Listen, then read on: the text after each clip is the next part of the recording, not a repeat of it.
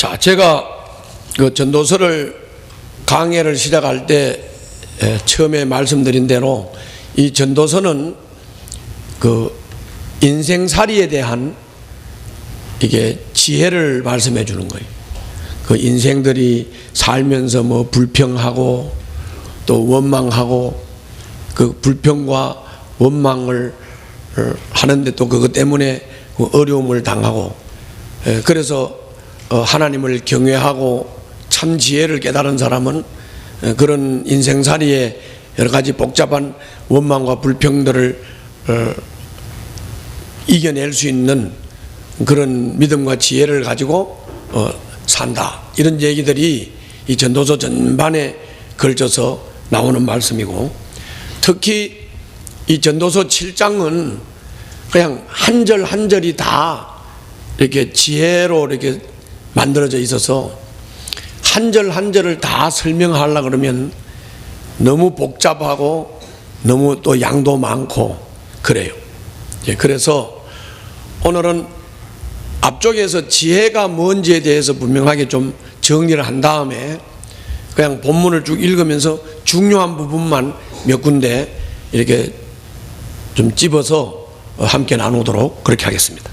먼저 지혜에 대해서 성경은 뭐라고 말하느냐. 잠언 9장 10절에 보면 주님을 경외하는 것이 지혜의 근본이다. 거룩하신 이를 아는 것이 설기의 근본이다, 이렇게 말했어요. 그냥 정리해서 말하면 하나님을 아는 것, 그리고 하나님을 경외하는 것이 지혜의 뿌리다, 이렇게 말한 거예요. 지혜의 뿌리가 뭐라고요? 하나님을 경외하고 하나님을 아는 것이 지혜의 뿌리다, 그런 말이에요. 뿌리라는 말은 뭔 말이에요? 근본이라는 말이에요. 근본. 하나님을 경외한다는 말은 뭔 말이냐? 하나님을 경외한다는 말은 하나님에 대해서 두려운 마음도 있고, 또 하나님에 대해서 한편으로 사랑하는 마음도 있고, 또 한편으로는 하나님을 존경하는 마음도 있는 거예요. 그렇기 때문에 하나님을 두려워하고 사랑하고 존경하는 마음을 가지고 있기 때문에 주님이 말씀하시고 이끌면 순종하고 따라가겠다고 하는 마음이 있는 것이죠. 이런 마음을 보고 우리가 경외하는 마음이다, 이렇게 말해요. 그냥 쉽게 말하면 아버지가 때로는 무섭기도 하지만 그 아버지 무릎에 가서 안고 싶은 아버지에 대한 사랑도 있고, 또 아버지에 대한 존경심도 있고, 그런 마음이에요. 그러니까 하나님에 대해서 그런 마음을 가지는 거예요. 그것이 지혜다, 이렇게 말하는 거예요. 그것도 그냥 지혜가 아니라 그것이 지혜의 뿌리다, 이렇게 말하는 거예요. 그리고 잠언 3장 13절부터 19절에서는 지혜를 뭐라고 설명을 했느냐면 지혜를 인격화시켰어요. 지혜를 인격화를 시켜서 지혜를 사람처럼 이렇게 설명을 했어요. 제가 한번 읽어 드릴 테니까 들어보세요. 지혜를 찾는 사람은 복이 있고 명철을 얻는 사람은 복이 있다. 참으로 지혜를 얻는 것이 은을 얻는 것보다 낫고 황금을 얻는 것보다 더 유익하다. 지혜는 진주보다 더 값지고 내가 갖고 싶어하는 그 어떤 것도 이것과 비교할 수 없다. 지혜, 그 오른손에는 장수가 있고 그 왼손에는 부귀영화가 있다. 지혜의 길은 즐거운 길이요 그 모든 길에는 평안이 있다. 지혜는 그것을 얻는 사람에게는 생명나무이니 그것을 붙드는 사람은 복이 있다. 주님은 지혜로 땅에 기초를 놓으셨고 명철로 하늘을 펼쳐 놓으셨다. 아멘. 이렇게 말씀함으로써 지혜의 오른손에 장수가 있고 지혜의 왼손에 부귀영화가 있다. 지혜를 인격으로 설명을 했어요. 지혜를 의인화시켜서 말씀을 했어요. 그리고 그 지혜를 의인화시켜서 또 찬양을 했어요.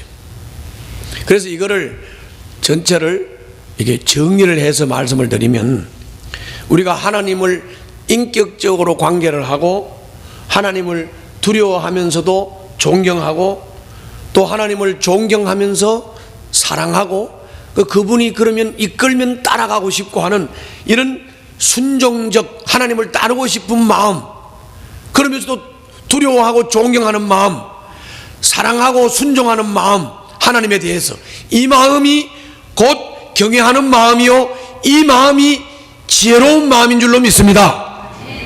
그리고 이 지혜를 따라서 사는 삶, 이것이 곧 하나님을 따라서 사는 삶이다, 그렇게 말씀을 했어요.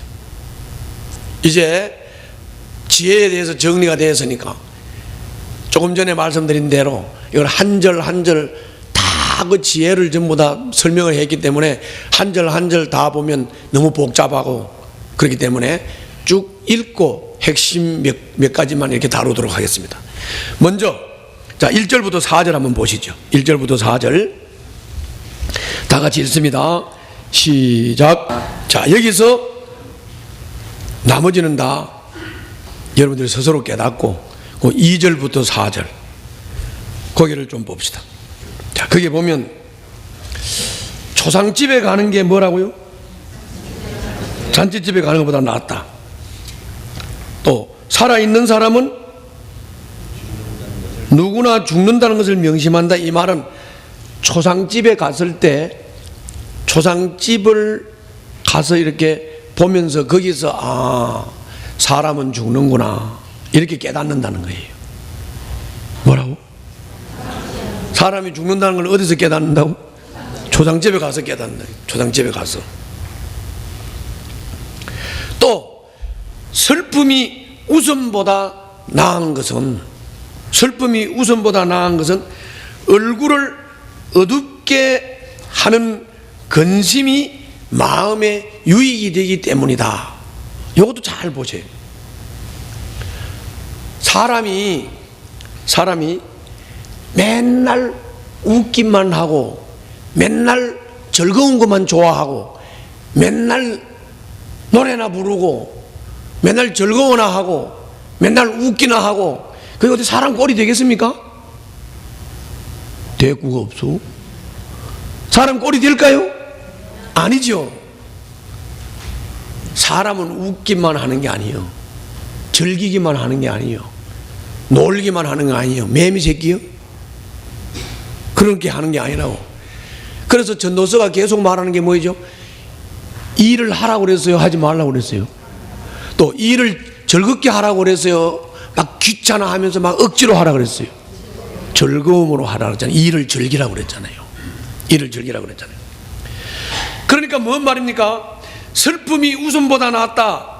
얼굴을 어둡게 하는 근심이 마음에 유익하다. 이 말은 적어도 사람이라면 내가 어떻게 하는 것이 바른 일이고 어떻게 하는 것이 나쁜 일인가, 뭐가 옳은 것이고 뭐가 나쁜가, 적어도 이런 것을 고민을 하며 내가 뭘 하면서 어떻게 살아야 될까 근심도 하고 고민도 하고, 그래서 그것 때문에 슬퍼도 하고 그것 때문에 괴로워도 할 때 그 사람에게 성장의 은혜도 오고 깨달음의 은혜도 오고 그리고 고난을 딛고 일어서는 힘도 생기는 줄로 믿습니다.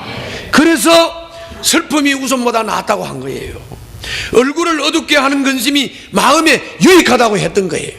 그리고 로마서에서도 말씀했고 고린도서에서도 말씀을 했어요. 주님을 위한 고민은, 주님을 위한 근심은 우리들에게 생명을 갖다 준다. 그러나 세상에서 쾌락을 위한 근심, 세상에서 어떻게 잘 먹고 잘 살까 하는 근심, 걱정, 그거는 우리들에게 죽음을 갖다 준다 그랬다고. 그러니까 우리가 어떻게 하면 바로 살아볼 것인가, 우리가 어떻게 하면 잘 살 것인가, 이게 옳으냐 저게 옳으냐, 이것 때문에 우리는 근심도 해야 되고 이것 때문에 잘 살아보려고, 올바로 살아보려고 슬픔도 당해보고 괴로움도 당해볼 때 그때 우리들에게 깨달음이 오고 지혜가 온다. 아멘. 그래서 우리는 마냥 매미새끼처럼 즐기면서 사는 게 아니다. 그러므로 초상집에 관심 좀 가져. 슬픔 당한 사람들에게 관심을 좀 가져. 어둡게 살고 어려움을 당하고 사는 사람들에게 관심을 좀 가져라. 지혜로운 사람의 마음은 초상집에 가 있고 어리석은 사람의 마음은 잔치집에 가 있다. 여러분들 지혜로운 사람이 되시기를 바랍니다. 즐겁게 살고 잘 먹고 잘 사는 사람들한테 관심 가지는 것보다는 좀 어렵고 힘들게 사는 사람들한테 한번 좀 찾아가 보고 전화라도 한번 하고 관심을 좀 가지세요. 그게 지혜죠. 저는 목회를 할 때 제 초점이 있어요. 제 목회 초점. 그건 뭐냐면 시험 든 사람, 넘어진 사람, 연약한 사람, 안 믿는 사람, 이런 사람들을 주로 초점을 맞추고 돌아보고 살피는 목회를 했습니다. 교회 잘 나오고 스스로 신앙생활을 하는 사람은 나는 신방도 안 하고 안 찾아가요. 왜? 스스로 잘 하니까. 그러니까 이제 넘어진 사람, 쓰러진 사람, 이런 사람들을 주로 찾아가면서 목회를 했어요. 그랬더니 어떤 목사님이 나를 보고, 야, 안 목사 뭘 그렇게 어렵게 해? 그러지 말고 잘 따르고 잘하는 사람들을 데리고 해. 그래서 어떻게 보면 맞는 말 같기도 하죠. 잘하는 사람을 데리고 하면 즐거울 거 아니에요. 잘하고 잘 따라오는 사람들하고 하면 뭐 어려울 거 없이 잘 할 수 있죠. 그렇게 권면하더라고. 잘하는 사람들을 데리고 해야 스트레스도 안 받고 좋다고 그렇게 말하더라고요. 내가 그 권면을 받았을까요? 안 받았을까요? 안 받았어요. 안 받았다. 여러분, 잘하는 사람만 같이 하면, 잘하는 사람하고만 같이 하면 그럼 소외된 자가 생기지요. 제가 이렇게 해도 소외된 자가 있어요. 여러분들, 우리 성도들 한 사람 한 사람한테 한번 다 물어보세요. 우리 안 목사님이 어려울 때 신방 잘 와요? 그럼 다 우리 목사님 뭐 신방 안 찾아와요? 이러지. 왜냐하면 성이 안 차지. 가난하고 어려운 사람들, 힘든 사람들을 돌아봐도 성이 안 찬다니까. 관심을 가지고 해도 성이 안 차는데, 그죠? 그냥 잘하는 사람들만 데리고 하면 그 소외된 자들을 어떻게 하냐고요. 그죠? 그래서 가난하고 어렵고 소외되고 믿음 없고 넘어진 자, 시험에 빠진 자, 이런 사람들에게 관심을 가지고 이런 사람들을 좀 한 번 더 찾아가고 이런 사람들을 위해서 기도도 한 번 더 하고 이렇게 되면 이 사람들이 언젠가 깨달으면 존경심을 갖게 되는 줄로 믿습니다. 여기 등대교회에 지금 남아있는 우리 모든 성도들은 다 그래도 그런 것을 느꼈기 때문에 이렇게 남아서 저를 존경하고 저의 가르침을 받는 줄로 믿습니다. 제가 지금 총회장을 하고 있잖아요. 근데 내가 요새 우리 교단에서 인기 짱이야.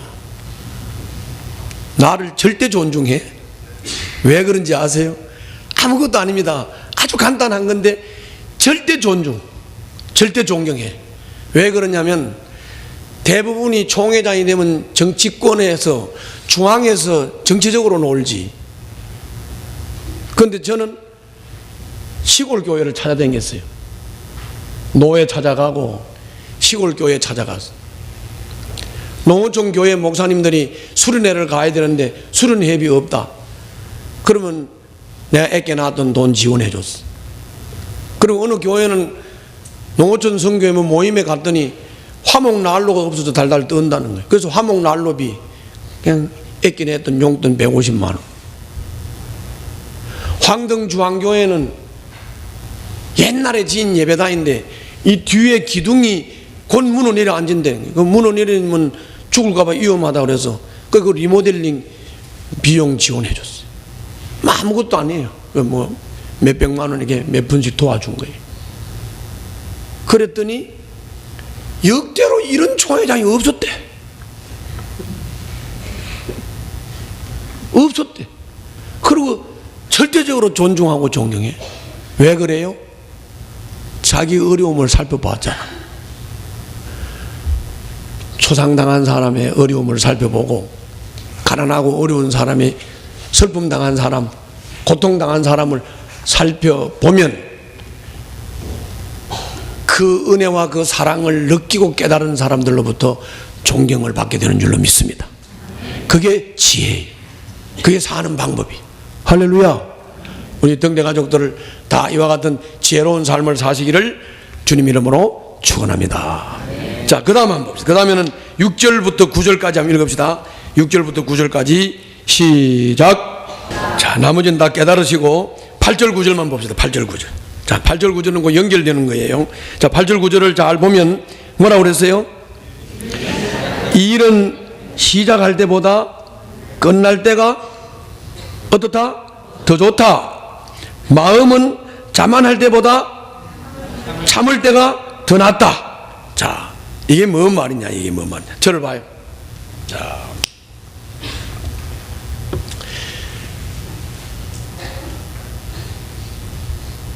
여러분들이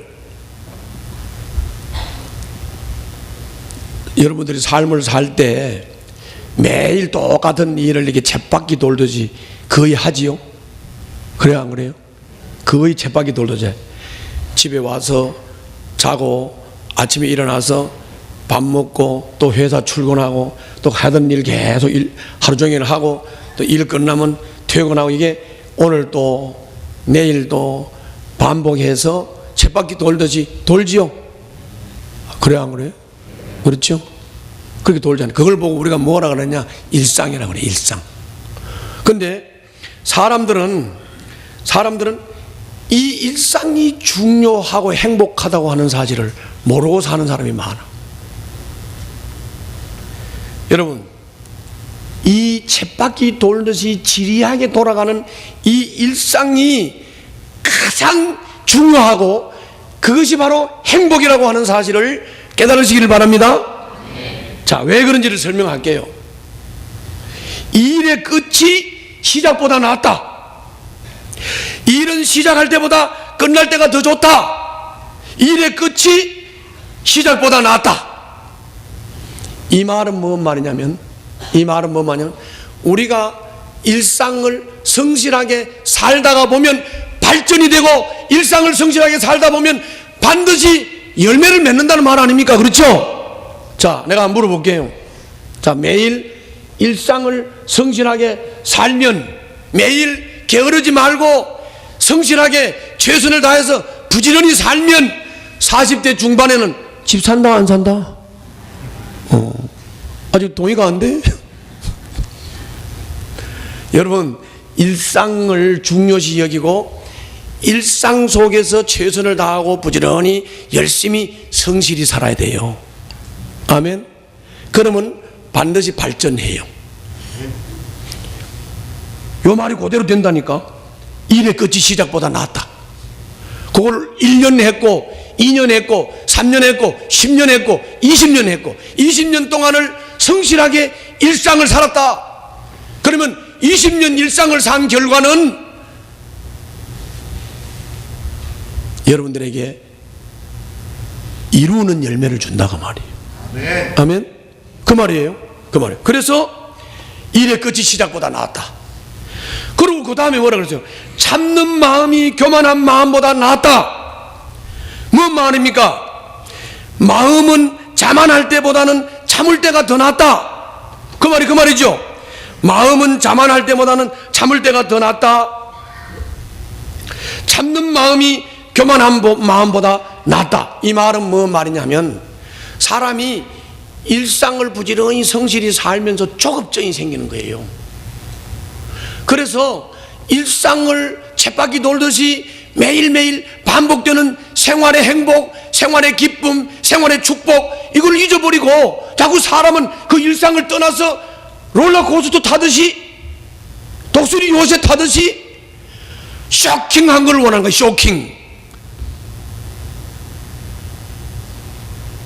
쇼킹 좋아하지 마세요. 쇼킹 좋아하다가 속 뒤집어져. 내가 40대 한 중반쯤 됐나? 그때 서울랜드에 가가지고 우리 집사람하고 괜히 독수리 요새 타다가 독수리 요새에서 내려와가지고 아주 늘어져가지고 1시간은 꼼짝도 못했어. 뭔 말이에요? 다 지혜가 거기 있잖아요.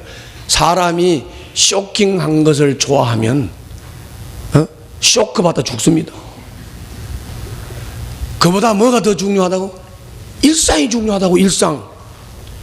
부인들은 애 낳아서 키우는 일상이 중요하고, 살림살이 잘해서 재산 조금씩 모아가는 게 중요하고, 이거를 20년 30년 내가 열심히 성실하게 부지런히 살았더니 40대 후반 되니까 집 한 채 생기더라. 아멘. 조급해서 인내하지 못하고 참지 못하고 그래가지고 불끈 성질 내고 불끈 롤러코스터 타러 가고 불끈 독수리 호수 타러 가고 그러다가 망치는 거예요. 그래서 그 뒤에 뭐라 그랬어요? 급하게 화내지 마라. 분노는 어리석은 사람의 품에 머무는 것이다. 그렇게 말씀한 거예요. 여러분, 정리해서 말씀을 드리면 일의 끝이 시작보다 낫다는 거 꼭 명심하고 부지런히 성실하게 삽시다. 그렇게 살면 결과는 나오게 돼 있어요. 그리고 그게 일상을 성실하게 쳇바퀴 돌듯이 산다고 해서 그게 지리하게 느껴질 때 너무 급하게 생각하지 맙시다.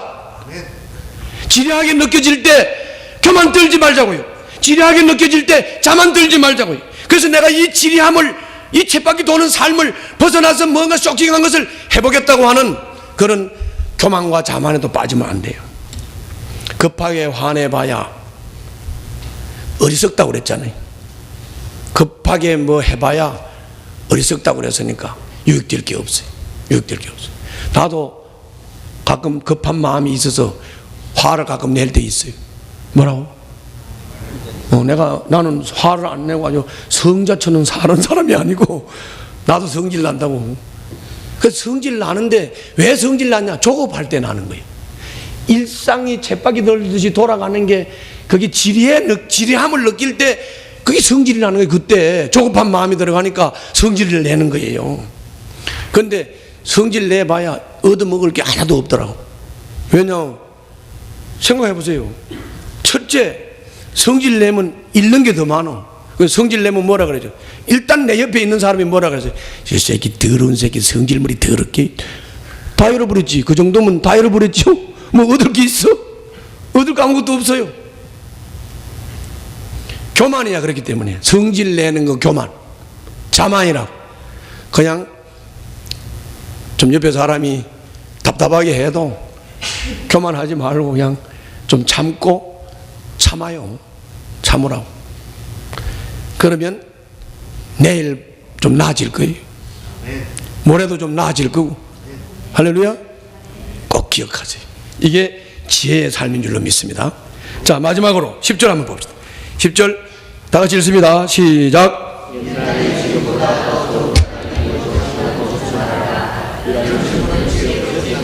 자, 이거는 뭔 말이냐면 옛날이 좋았다 이 말이. 뭐라고?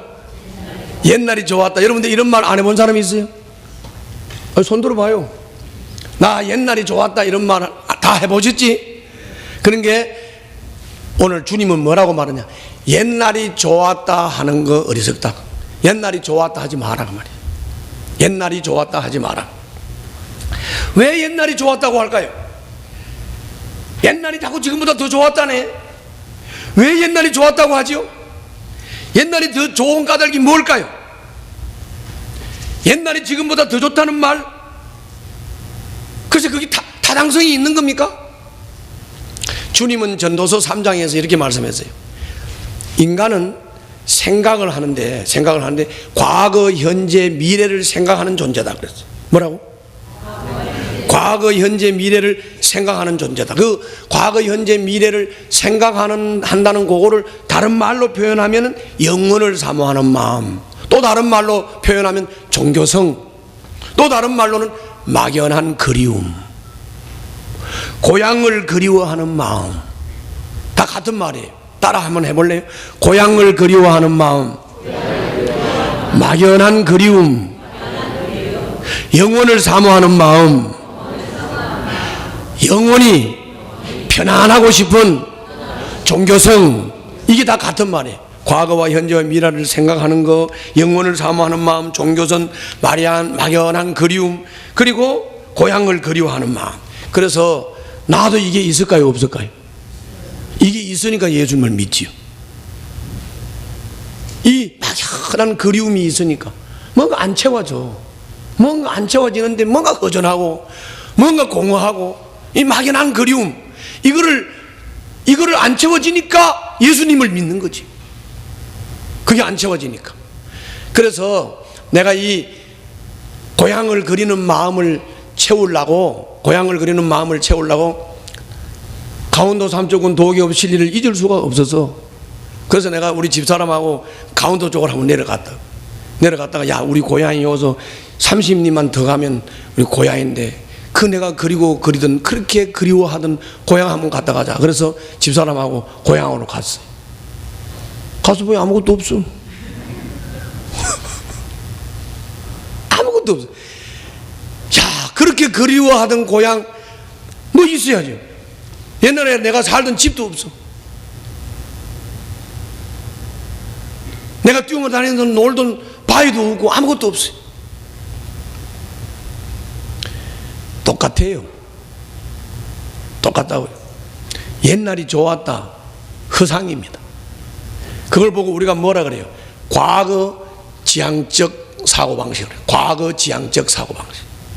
물론 우리가 과거에 대해서 점검하고 과거에 대해서 체크해 볼 필요는 있죠. 그러나 과거 지향이 되면 안 된단 말이에요. 과거 지향이 되면 안 된다. 그 과거가 바탕이 되고 그 과거가 바탕이 돼서 현재가 있는 것이죠. 다시 말하면 일상이 모이고 일상이 모여서 현재가 있는 것이죠. 아멘? 현재가 있는 것이죠. 그리고 우리가 미래지향도 그렇습니다. 미래지향 좋지요. 미래지향적인 사고를 가져야 되죠. 그래야 미래를 바라보고 꿈도 꾸는 것이죠. 그렇지만은 내가 현재 일상을 무시하고 미래지향적인 사고만 가지고 미래만 지향한다 그러면 나는 발전하지 못하고 제자리에 머물러 있을 수밖에 없죠.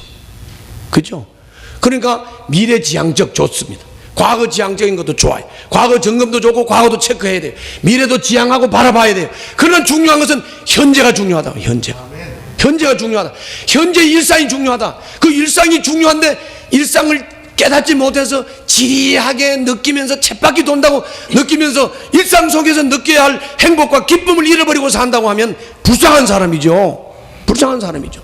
그러므로 자꾸 과거가 좋았다, 옛날이 좋았다 그러지 말고, 나는 앞으로 이렇게 될 거야, 이렇게 될 거야, 자꾸 그게 매여가지고 여러분들 현실을 잊어버리지 말고 지금 성실한 삶을 살아서 지금 삶의 기쁨을 누리면서 행복하시기를 주님 이름으로 축원합니다. 기도합시다.